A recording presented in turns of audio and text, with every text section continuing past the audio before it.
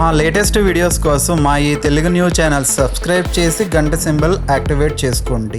రేపు 3వ కార్తీక శుక్రవారం. గుమ్మం పక్కన ఈ ఆకును పెడితే చాలు 24 గంటల్లో మీ దశ మారి లక్షలు కాదు కోట్లు వస్తాయి.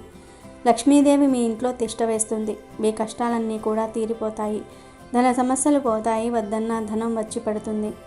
కార్తీక మాసం శివకేశవులకు ఎంత ప్రీతికరమైనదో లక్ష్మీదేవికి కూడా అంతే ఇష్టమైనది. ముఖ్యంగా కార్తీక మాసంలో వచ్చే శుక్రవారాలంటే లక్ష్మీదేవికి మహా ఇష్టం. ఈరోజు లక్ష్మీదేవిని పూజిస్తే చాలా మంచిది. పూజ చేయలేని వారు కనీసం అమ్మవారి ముందు దీపారాధన అయినా చేసుకుంటే ఆర్థిక కష్టాలు తగ్గుతాయి. అయితే ఈరోజు కేవలం గుమ్మం పక్కన ఒక ఆకును ఈ విధంగా పెడితే చాలు 24 గంటల్లో మీ తలరాత మారిపోతుంది. మీ కష్టాలన్నీ కూడా తొలగిపోతాయి. మీ ఇంట్లో లక్ష్మీదేవి స్థిర నివాసం ఏర్పరచుకుంటుంది. లక్షలు కాదు కోట్లు సంపాదించే యోగం మీకు కలుగుతుంది. ధనానికి ఐశ్వర్యానికి లోటు లేకుండా మీ జీవితం ఆనందమయంగా మారిపోతుంది అని సిద్ధశాస్త్రం చెప్తుంది. చాలామంది జీవితంలో ఎన్నో కష్టాలు పడుతూ ఉంటారు. అప్పుల బాధతో సతమతమవుతూ ఉంటారు. ఎంత సంపాదించినా ధనం నిలవదు. అనవసరమైన ఖర్చులు వస్తూ ఉంటాయి. ఇంట్లో ఎప్పుడూ ఏదో ఒక గొడవ, ప్రశాంతత లేకుండా ఉంటుంది. ఇలాంటి సమస్యలతో బాధపడే వారందరికీ ఈ పరిహారం ఒక దివ్యమైన వరంలా పనిచేస్తుంది. కార్తీక మాసం అంటేనే అత్యంత పవిత్రమైనది. ఈ మాసంలో చేసే ఏ చిన్న పుణ్యకార్యమైనా గొప్ప ఫలితాలను ఇస్తుంది. అలాంటిది ఈ మాసంలో వచ్చే శుక్రవారం నాడు లక్ష్మీదేవికి చేసే పూజలు, పరిహారాలు అమోఘమైన శక్తిని కలిగి ఉంటాయి. ఈరోజు చేసే ఈ పరిహారం వలన ఆ తల్లి కరుణా కటాక్షాలు మనపై వెంటనే ప్రసరిస్తాయి. ఈ పరిహారం కోసం మనకు కావలసిన వస్తువులు మన ఇంట్లోనే, మన వంటింట్లోనే ఉంటాయి. వాటికి ఉన్న అద్భుతమైన శక్తి మనలో చాలామందికి తెలియదు. మరి ఇంతకీ ఈ కార్తీక శుక్రవారం రోజు ఏ ఆకును గుమ్మం దగ్గర పెట్టాలి అనే విషయాన్ని ఇప్పుడు మనం ఈ వీడియోలో వివరంగా తెలుసుకుందాము. ఫ్రెండ్స్, ఫస్ట్ అయితే కామెంట్ బాక్స్లో జై మాత్రే నమః అని కామెంట్ చేయండి. అలాగే ఈ వీడియోకి ఒక లైక్ కొట్టి మా ఛానల్ని కూడా సబ్స్క్రైబ్ చేసుకుని మాకు సపోర్ట్ చేయండి. ఇక విషయంలోనికి వస్తే పరిహారం చేయడానికి మనకు ప్రధానంగా కావాల్సింది ఒక ఆకు. అది తమలపాకు అయినా కావచ్చు, లేదా తామరాకు అయినా కావచ్చు. రెండిటిలో మీకు ఏది దొరికితే ఆ ఆకుతో ఈ పరిహారం చేసుకోండి. ఎందుకంటే రెండు దైవ స్వరూపాలే. తమలపాకును సంస్కృతంలో నాగవల్లి అంటారు. పురాణాల ప్రకారం దేవతలు, రాక్షసులు అమృతం కోసం క్షీరసాగర మథనం చేసినప్పుడు ఉద్భవించిన దివ్యమైన వస్తువులలో తమలపాకు కూడా ఒకటి. అందుకే దీనిని దైవస్వరూపంగా భావించి ప్రతి శుభకార్యంలోనూ, పూజల్లోనూ తప్పనిసరిగా ఉపయోగిస్తారు. తమలపాకు లేకుండా ఏ పూజ సంపూర్ణం కాదు. తమలపాకులో త్రిమూర్తులు కొలువై ఉంటారని శాస్త్రాలు చెప్తూ ఉన్నాయి. తమలపాకు తొడిమలో పార్వతీదేవి, చివరిలో లక్ష్మీదేవి, మధ్య భాగంలో విద్యా ప్రధాయిని సరస్వతీదేవి నివసిస్తారని నమ్మకం. అందుకే తమలపాకును పూజల్లో వాడటం వల్ల సకల దేవతల అనుగ్రహం కలుగుతుంది. ఇక తామరాకు విషయానికి వస్తే దీని ప్రాముఖ్యత వర్ణనాతీతం. సాక్షాత్తు లక్ష్మీదేవిని పద్మవాసిని, కమలవాసిని అని పిలుస్తాము. అంటే తామర పువ్వులో తామరాకుపై నివసించేది అని అర్థం.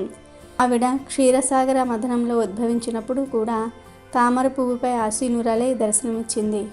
తామర పువ్వు ఆకు బురదలో పుట్టినప్పటికీ వాటికి ఆ బురద అంటకుండా అత్యంత పవిత్రంగా, స్వచ్ఛంగా ఉంటాయి. ఇది ప్రాపంచిక విషయాలలో ఉన్నప్పటికీ వాటికి అతీతంగా నిర్మలంగా ఎలా ఉండాలో మనకు నేర్పుతుంది. అందువల్ల తామరాకు పవిత్రతకు, ఐశ్వర్యానికి, జ్ఞానానికి ప్రతీక. తామరాకు సాక్షాత్తు లక్ష్మీదేవి స్వరూపం కాబట్టి ఈ పరిహారానికి తామరాకు దొరికితే అది మరింత శ్రేష్టం. ఒకవేళ దొరకని పక్షంలో తమలపాకుతో కూడా ఈ పరిహారం చేసుకోవచ్చు. అంతే శక్తివంతమైన ఫలితాలను పొందవచ్చు. ఇక మనం అసలైన పరిహారం ఎలా చేసుకోవాలో వివరంగా శ్రద్ధగా తెలుసుకుందాం. రేపు కార్తీక శుక్రవారం రోజున సూర్యోదయం కంటే ముందే నిద్రలేచి తలస్నానం చేసి శుభ్రమైన వస్త్రాలు ధరించాలి. కార్తీక శుక్రవారం రోజు ఎర్రటి రంగు వస్త్రాలను కానీ లేదా పింక్ కలర్లో ఉండే వస్త్రాలను కానీ ధరిస్తే చాలా మంచిది. కనుక ఈ రంగు దుస్తులు ధరించండి. తర్వాత ఇంటిని, ముఖ్యంగా పూజా గదిని, గుమ్మాన్ని శుభ్రం చేసుకోవాలి.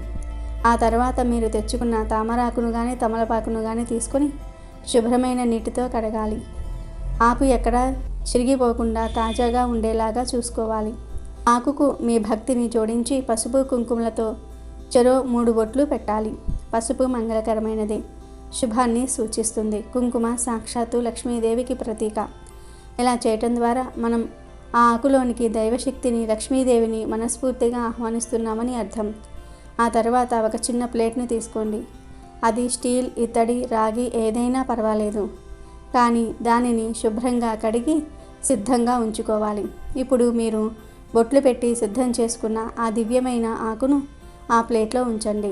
ఇప్పుడు మనం కొన్ని శక్తివంతమైన వస్తువులను ఆ ఆకుపై ఉంచబోతూ ఉన్నాము. ముందుగా ఒక ఎండుమిరపకాయను తీసుకుని ఆ ఆకు మీద పెట్టండి. ఎండుమిరపకాయకు దిష్టిని, నరఘోషను, చెడు దృష్టిని, నెగిటివ్ ఎనర్జీని అగ్నిన దహించి వేసే అద్భుతమైన శక్తి ఉంటుంది. మన కుటుంబంపై, మన వ్యాపారంపై, మన పిల్లలపై ఉన్న చెడు కన్నును ఇది పూర్తిగా హరించి వేస్తుంది. దీనివల్ల పనులలో ఆటంకాలు తొలగిపోతాయి. కనుక ఎండుమిరపకాయ పెట్టండి. ఎండుమిరపకాయను పెట్టిన తర్వాత దానిపైన ఒక చిన్న చెంచాడు ఆవాలు వేయండి.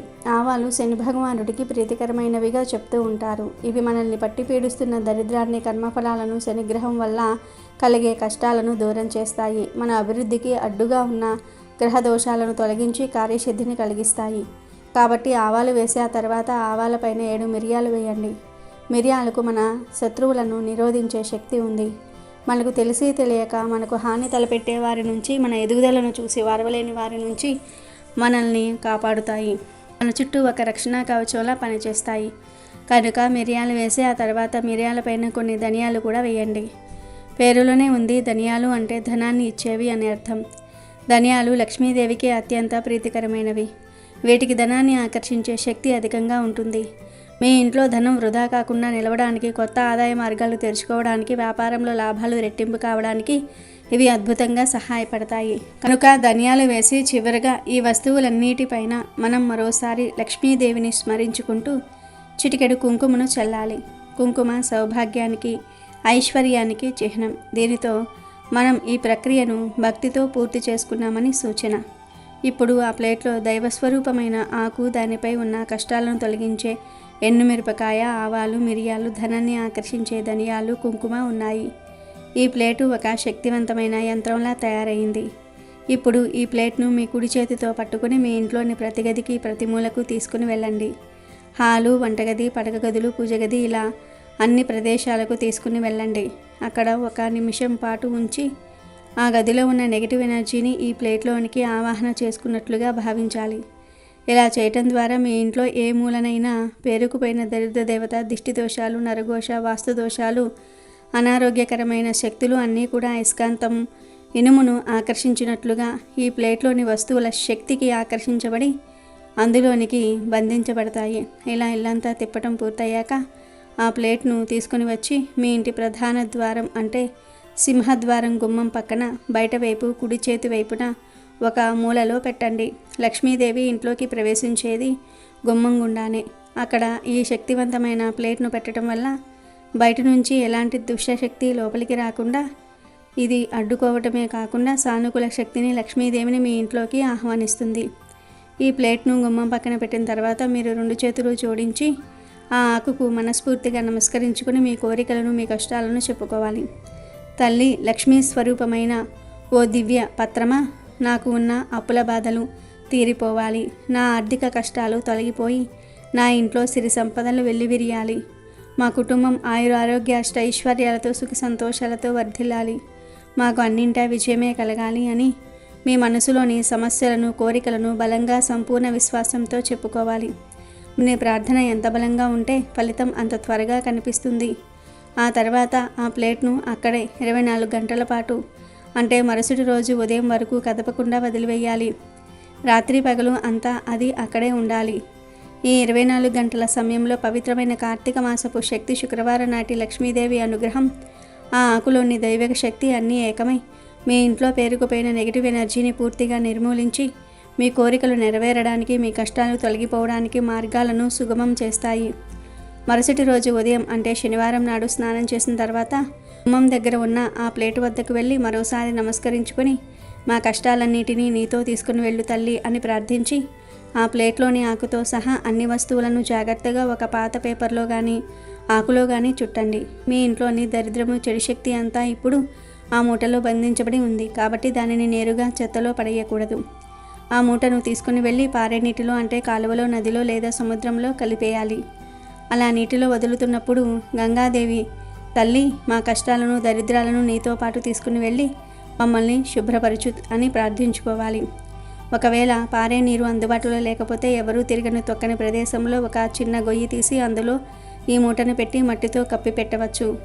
తర్వాత ఆ ప్లేట్ను శుభ్రంగా కడిగి మళ్ళీ పూజా కార్యక్రమాలకు వాడుకోవచ్చు. అంతే. ఈ అత్యంత సులువైన కానీ అత్యంత శక్తివంతమైన పరిహారం పూర్తయినట్లే. ఈ పరిహారం చేసిన 24 గంటల్లోనే మీకు మార్పు కనిపించడం మొదలవుతుంది. మీ మనసు ప్రశాంతంగా మారుతుంది. ఇంట్లో వాతావరణం తేలిక పడుతుంది. కావలసిన డబ్బు చేతికి అందుతుంది. అప్పులు తీరే మార్గాలు కూడా కనిపిస్తాయి. వ్యాపారంలో అభివృద్ధి, ఉద్యోగంలో ప్రశంసలు లభిస్తాయి. లక్ష్మీదేవి మీ ఇంట్లో అడుగుపెట్టి మీ ఇంటిని సిరి సంపదలతో నింపుతుంది. కనుక మీరు కూడా ఈ పరిహారాన్ని పూర్తి నమ్మకంతో, భక్తి శ్రద్ధలతో ఆచరించి ఆ జగన్మాత అయిన లక్ష్మీదేవి సంపూర్ణ అనుగ్రహాన్ని పొంది ఆనందంగా జీవించండి.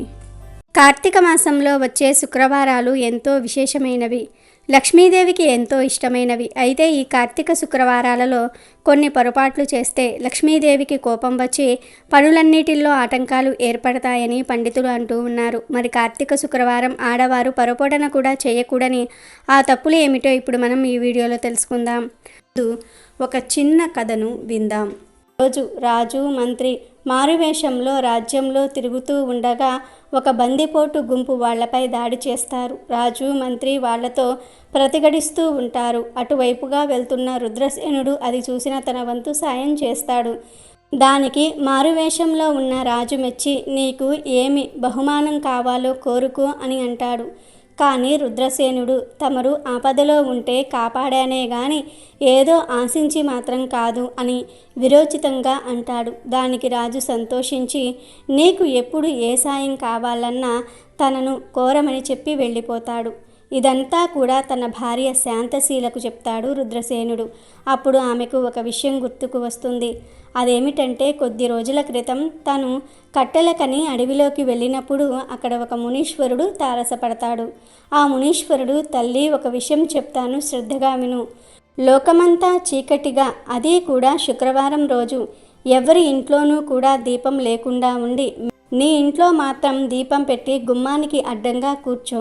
అప్పుడు వెలుగును భరించలేక నల్లని చీర ధరించిన ఒక ఆమె నీ ఇంట్లో నుంచి వెళ్ళడానికి ప్రయత్నిస్తుంది. అప్పుడు నువ్వు ఆమెను అడ్డగించి బయటికి వెళ్తే లోపలికి రాకూడదని షరతు విధించు. అప్పుడు ఆమె, నేను లోపల ఉండే ఈ వెలుగును భరించలేను, చీకటిలోనికి వెళ్ళిపోతాను అని అంటుంది.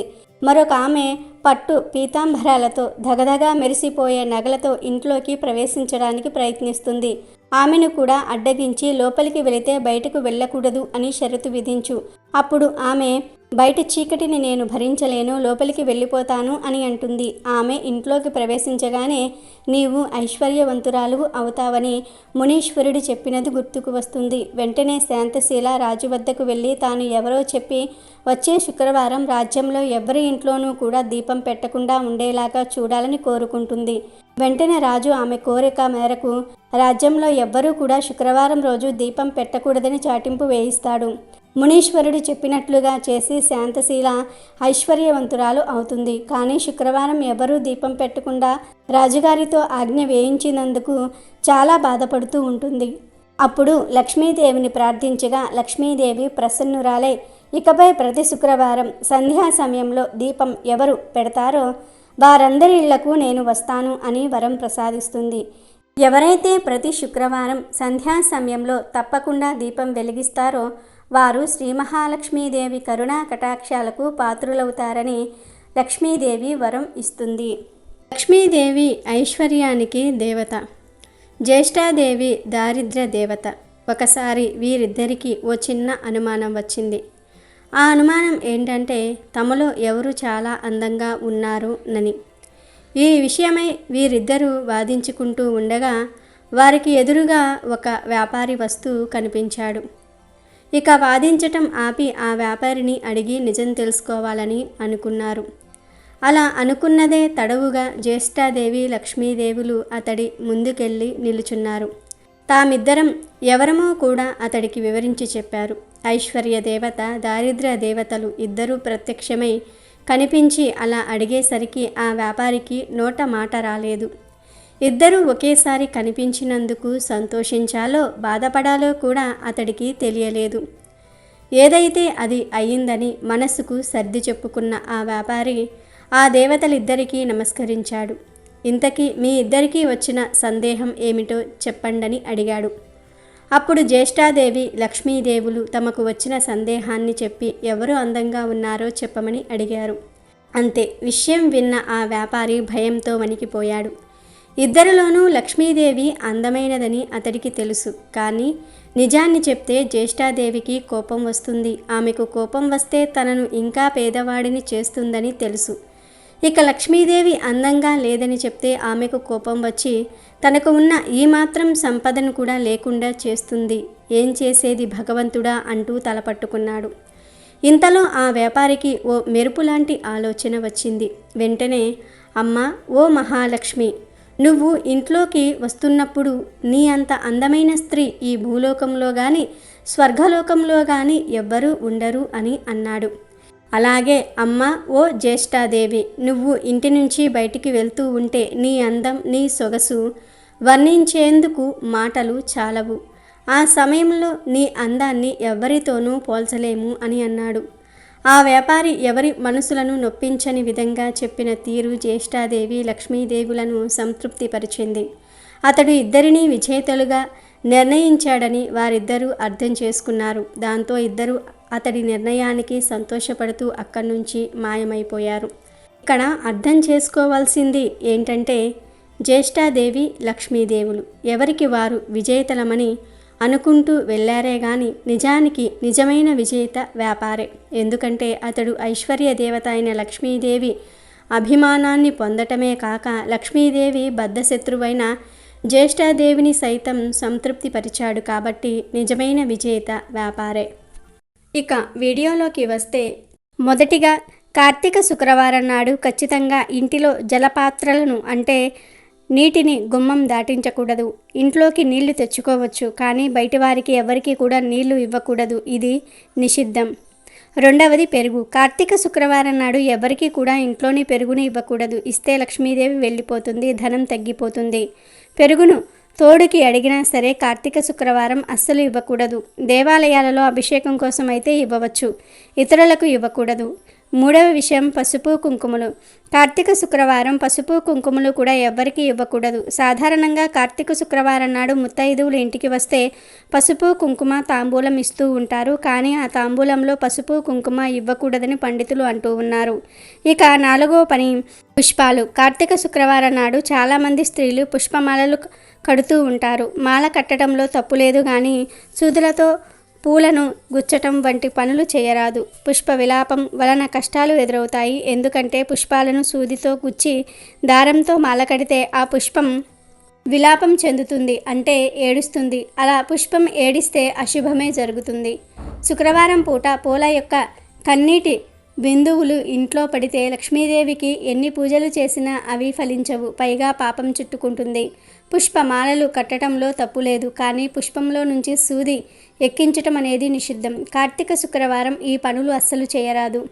మరొక విషయం ఏమిటంటే, చాలామంది గంధం అరగదీస్తూ ఉంటారు. అరగదీసిన చందనాన్ని పూజకు వాడటం శుభప్రదం. కానీ కార్తీక శుక్రవారం మాత్రం శ్రీచందనం అరగదీయకూడదు. అలాగే కార్తీక శుక్రవారం ఎట్టి పరిస్థితుల్లోనూ వెన్న కాయకూడదని శాస్త్రం చెప్తుంది. మామూలు శుక్రవారాలలో కూడా వెన్న కాయకూడదు. అలాగే కార్తీక శుక్రవారం రోజు కూడా పాలను కూడా ఇంట్లో ఎక్కడా కూడా వలక్కుండా చూసుకోవాలి. తేనె కూడా కింద జారకుండా చూసుకోవాలి. తేనెలో, పాలల్లో, పుష్పాలలో లక్ష్మీ అమ్మవారు స్థిరంగా ఉంటారు. ధన రాశుల్లో కూడా లక్ష్మీ నివాసం ఉంటుంది. కాబట్టి ఈరోజు రాశిగా ఉండే ధాన్యాన్ని కూడా కదపకూడదు. అంటే పొలాలు ఉన్నవారు బస్తాలతో ధాన్యాన్ని ఉంచుతారు. ఆ ధాన్యాన్ని కార్తీక శుక్రవారం రోజు కదపకూడదు. ఈ పొరపాట్లలో ఏ ఒక్క తప్పును అయినా సరే చేశారంటే లక్ష్మీ అమ్మవారి ఆగ్రహానికి గురి అవుతారు. ఈ నియమాలను అందరూ కూడా పాటించాలి. పాటించకపోతే లక్ష్మీ అనుగ్రహం పోయి దారిద్ర దేవత ఆవహిస్తుంది. కాబట్టి లక్ష్మీ అనుగ్రహం కావాలని కోరుకునేవారు కార్తీక శుక్రవారం రోజు ఈ పనులు చేయకుండా జాగ్రత్తగా ఉండండి. అమెజాన్లో బెస్ట్ డిస్కౌంట్స్ కోసం వీడియో డిస్క్రిప్షన్లో లింకు ఉంది, చూడండి. అలాగే మా టెలిగ్రామ్ ఛానల్ సబ్స్క్రైబ్ చేసుకోండి.